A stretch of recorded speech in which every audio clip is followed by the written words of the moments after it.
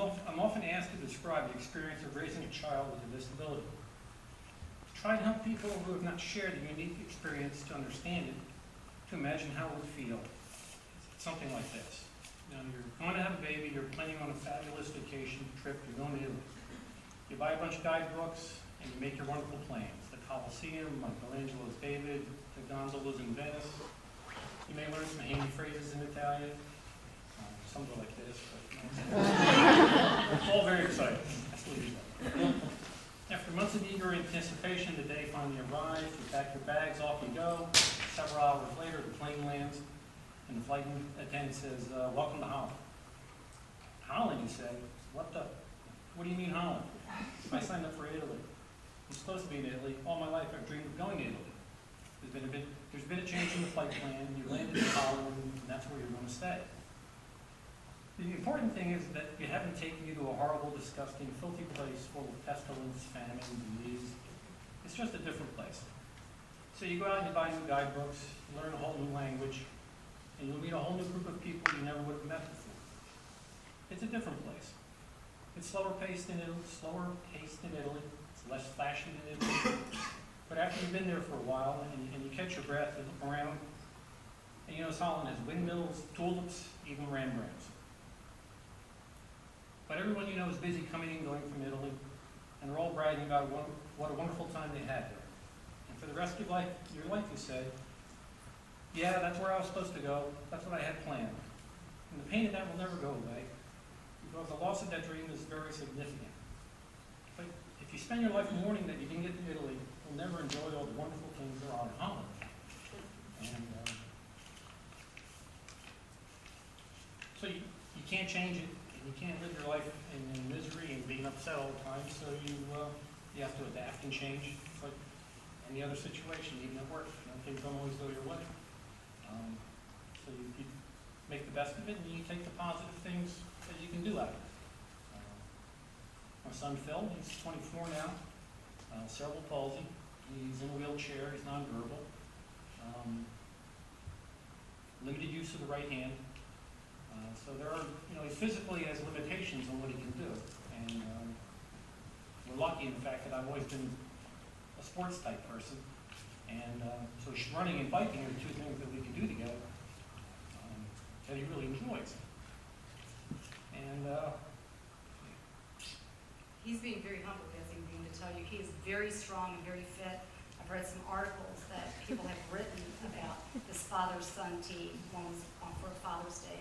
They've entered all kinds of races together, and he does both running and biking and duathlon. And duathlon, for those of you that don't know, is when you run and bike back together. You run and then you bike and you run again. And he does that pushing Philip and running and biking. So tell them how much this is not a jog stroller, what do you call it? It's a baby jogger. It's the biggest one they make, and it'll hold. So with his weight, 160 pounds. So with him, he's like 125. The seat is another 18. The jogger is 20. 25. So it's like 165, 170 pounds. You can definitely tell on the ground the road starts to go down versus up. Especially on the way. And, those are his favorite things to do, and if we can do it with a group, he's even more happy. He's hanging out with the guys, because he always wants to do whatever you're doing. You're out there raking leaves, he wants to be out there and you give him a rake and he pushes it on the ground like he's raking.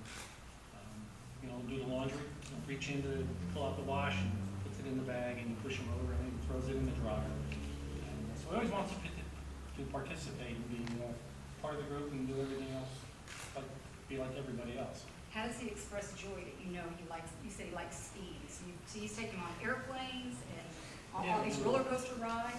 Yeah, he goes on gliders and. How do you know he likes that? He smiles and he laughs and he points and goes. When you're watching TV and the commercials come on for Dorney Park, which is a roller coaster place. As soon as it comes on, he knows what it is and that's what he wants to do. So he'll point and let you know that I want to go back and do it again.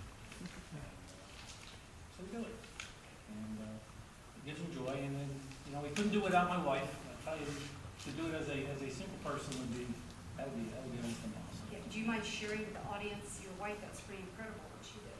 Yeah, like she has two regular kids, or I have two regular stepsons, and this one was a real shock to her. So she decided she was going to go back to school, and she became a nurse, so she could take better care of Phil as we go through the years. And her knowledge and her expertise has been invaluable because there's been 25 surgeries, I guess, to date. We got one coming up in a couple of weeks. He needs his knee and his hip fixed. But she has the unglamorous part. You know, I get to run around pushing him in on the bike, and she's home and has to do the feeding and the daily care stuff, which is always fun to do. But, couldn't do without her, and then we both agreed that we want to keep him home as long as possible. It was always a battle. You know, we would give them better care because we're the parents, and that's what you do. You drive your kids to soccer, or you got ice hockey at 4 in the morning, and you know, we got Phil. So everybody has issues and problems, and you work through them. But it's a little better care. But the problem is he's hanging out with the old folks, and I don't know if he has as much fun as he could, you know, with kids more his age. You know, he was going to a great school, but then once you're 21, you become an adult, and then things change. And, so we'll keep him around as long as we can, until we get too old and we can't pick him up and move him around because he needs some muscle once in a while. That's a great, he's got a fit father that goes out and runs and bikes and plays with him.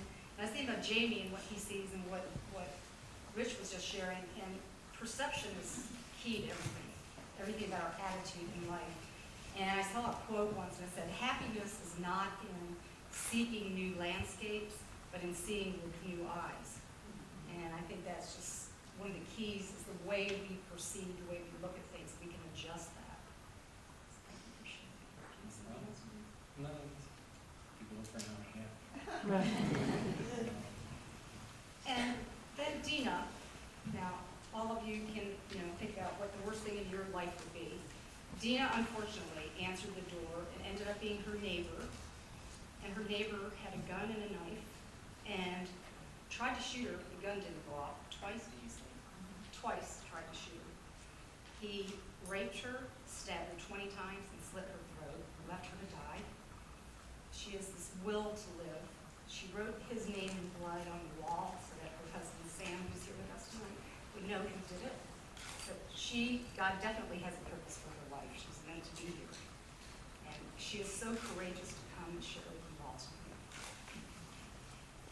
And this is my first time to really speak about it, and I couldn't turn her down.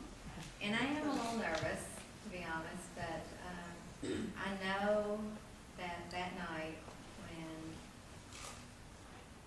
God saved me and allowed me to live, and when I cried out for help, He was there to help me and make me have wise decisions and to be able to act in the manner that I did. And my 18-month-old granddaughter was with me at the time, and I had just placed her on the couch to play and watch television for just a little while, and when I answered the door at that moment, that is when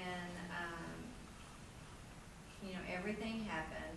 And most 18-month-old children will not sit on a couch, and this took place for over 40 minutes. And I know that God just placed a glass bubble around her because she was not harmed. And I am very, very grateful that I am still here, and I know there is a plan. Don't actually know exactly what it is. There might be someone here sitting here tonight that needs to hear my story, or maybe needs to talk to me, or listen to what I have to say. And it's not been an easy road. It's not been an easy road for me, my husband, any of us. But our faith has grown stronger. My love for God and worrying was always a big issue for me, even in the past, because we don't have any